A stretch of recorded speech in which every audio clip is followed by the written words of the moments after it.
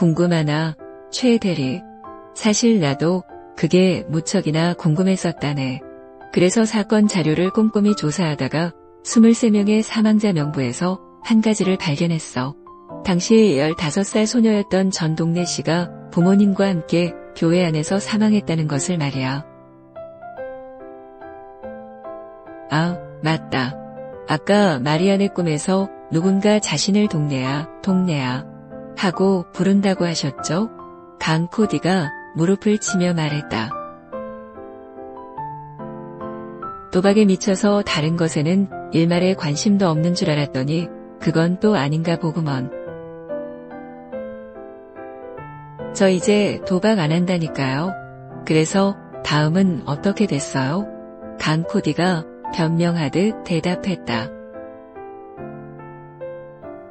다음은 오히려 간단하다네. 상처의 원인을 알았으니 치료해야지. 일주일 후 마리안을 만나 그동안 조사한 내용을 모두 말해주었고 이승을 떠도는 불쌍한 영혼을 천국으로 보내는 천도제를 지내자고 권유했어.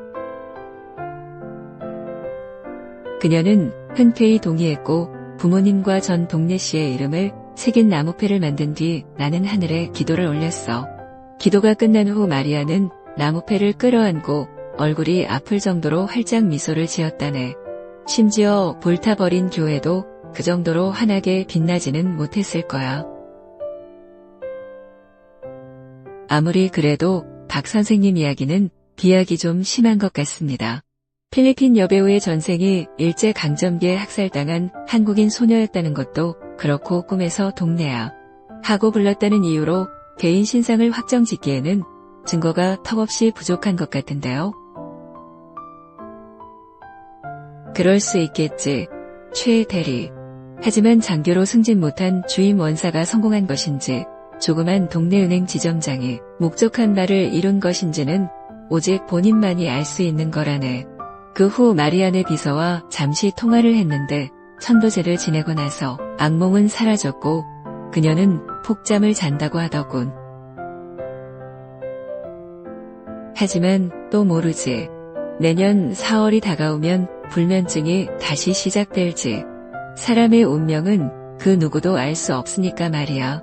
박 선생은 자신도 잘 모르겠다는 듯 어깨를 으쓱해 보였다. 역사는 반복되지 않으나 역사적 상황은 반복된다고들 하잖아요. 한국 사람들 정신 바짝 차려야 해요. 제가 예전에 함께 일해봤는데 일본 과학자들 수준이 상당히 높았어요. 오, 박사가 한마디 거들었다. 그건 그래요. 카지노에서도 중국인이나 한국인은 무모할 정도로 거침없이 도박하는데 일본인은 깨작거리거든요. 조심성 많고 자제력이 높은 민족이에요. 강 코디도 자신의 경험담을 털어놓았다. 마리안 이야기 때문에 분위기가 가라앉아 미안하네. 오늘 술값은 내가 책임지지. 마음껏 마시라고. 도둑한 사례금을 받았거든.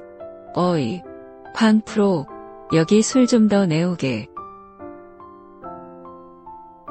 서 있는 곳과 원하는 곳 사이를 가로막고 있는 것이 있다면 그것은 대부분 본인이라더니 그는 박 선생의 이야기를 믿어야 할지 말아야 할지 갈피를 잡지 못한 채 그 칼날 위에서 취해갔다.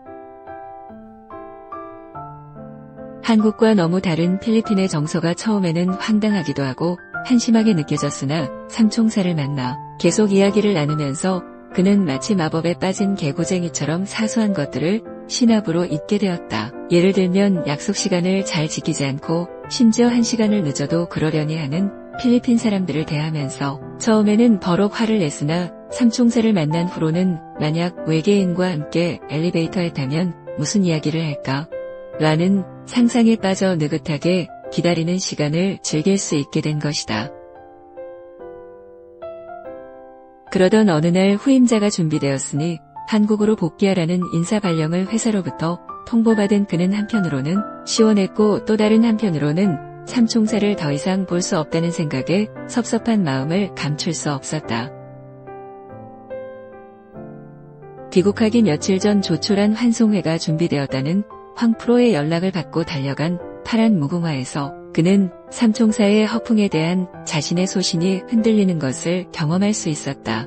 그동안 자신이 믿어온 정답은 고사하고 모범 답안조차 희미한 안개 속으로 사라지는 상황에 맞닥뜨리게 된 것이다. 언제부터인지 강코디는 파란 무궁화에 자주 모습을 보이지 않았고 그나마 가끔 올 때도 마치 마약 중독자처럼 항상 긴팔 옷을 입었다. 소문으로는 강코디가 최근 앙헬레스에 빈번히 나타난다고 했는데 VIP 손님을 따라다녀야 하는 카지노 에이전트의 특성상 별일 아니라고 그는 생각했다. 하지만 환송회에 참석한 강코디는 어딘지 불안해 보였다. 그가 소변이 마려워 파란 무궁화의 화장실 문을 벌컥 열었을 때 그곳에서 강코디는 왼팔 셔츠를 걷고 손목에 전자 칩 비슷한 물체를 주의 깊게 살펴보고 있었다. 그의 등장에 깜짝 놀란 강코디는 마치 누군가가 담뱃불로 목뒤를 지지기라도 한 것과 같은 반응을 보이며 돌아선 후 왼팔 셔츠를 급히 내리고 아무런 말도 없이 밖으로 나갔다. 그가 조금 전 화장실에서 있었던 일을 박 선생에게 이야기하자 100여 꼬리 10년을 굴뚝 위에 올려놓아도 한 번 쓸면 흰색이라는 전라도 속담이 있다네. 도박은 끊기 어려워. 그건 마치 숨 안 쉬기와 비슷하다네. 누구나 숨을 참을 수는 있지만 아주 오래 그럴 수 없는 노릇이지. 다시 그놈의 중독이 도진 것이라네. 쯧쯧. 이라는 답변이 돌아왔다. 손목에 전자 칩 같은 건 뭘까요? 아마도 자네가 시계나 팔지 뭐 그런 것을 잘못 본 걸 거야. 그때 맞은편에서 강코디와 젊은 후배로 보이는 사람이 술을 마시며 환담하는 모습이 그의 눈에 띄었다. 그런데 놀랍게도 후배의 왼손은 철사와 가짜 고무로 새로 만들어진 인공 보철물이었다. 그가 벌어진 입을 다물지 못하고 있을 때 오 박사가 가게 문을 활짝 열고 당당하게 들어왔다. 저 빼고 무슨 이야기를 그리 재미있게 하십니까? 일 때문에 조금 늦었습니다. 최 대리가 한국으로 돌아간다니 섭섭하네요. 하지만 인연이 있으면 또 만나게 되겠지요. 서로 너무 아쉬워하지 말았으면 합니다. 오 박사가 싱글벙글 웃으며 인사했다. 무슨 좋은 일이 있는가? 얼굴에 미소가 가득하구먼. 그나저나 자네 뒤에 함께 계신 분들은 누구신가? 박 선생이 호기심 가득한 눈으로 물었다.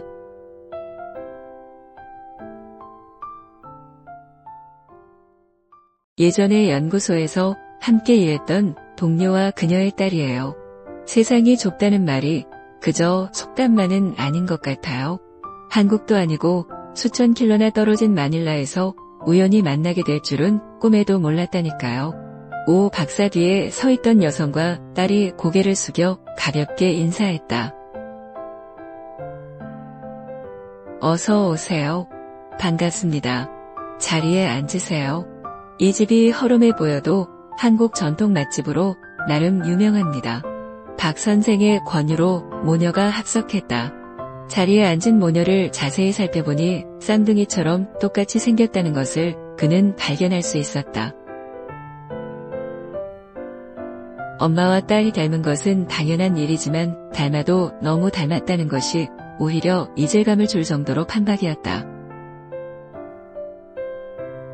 딸이 엄마를 많이 닮았나요? 몇 살인가요? 내년에 8살이 됩니다. 박 선생의 질문에 오 박사가 재빨리 대답했다. 딸은 또래보다 키가 작았고 허리가 굽은 것처럼 보였다. 상대방이 처음이라 불편하게 느낄 수도 있겠다는 배려심에 박 선생은 분위기에 맞지 않는 엉뚱한 질문을 엄마처럼 보이는 여성에게 했다. 일반인들이 술자리에서 정치와 스포츠에 관해 이야기하듯 과학자들이 과학에 대해서 열띤 토론과 논쟁을 벌이는지가 평소 궁금했었는데 이제 물어볼 수 있는 기회가 생겼나요? 과학자로서 답변 좀 해주세요. 어떤가요? 정말 그런가요?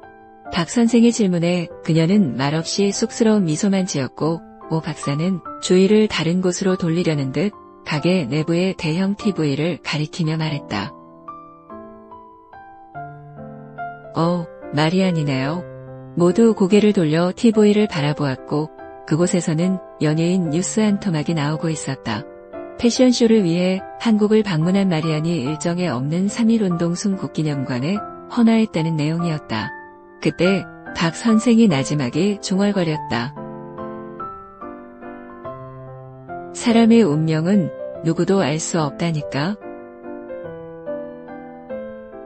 환송의 분위기에 취한 그는 곧 돌아오겠다는 지키지 못할 약속을 남발한 후 니노이 아키노 국제공항에서 한국행 비행기에 몸을 실었다.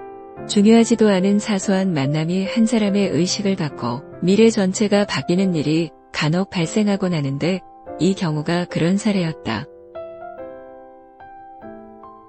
한국의 바쁜 업무 속에서도 그는 한순간도 파란 무궁화와 삼총사를 잊은 적 없었고 귀국 후 일상에 완벽히 적응했다고 판단된 순간 깊은 애정이 담긴 짧은 인사말을 전송했다. 이메일에는 상상력이 부족한 자신을 일깨워준 것에 대한 감사와 개들이 문명을 만들고 인천의 어느 섬을 점령한다는 최대리의 변변찮은 첫 창작 소설이 첨부되어 있었다.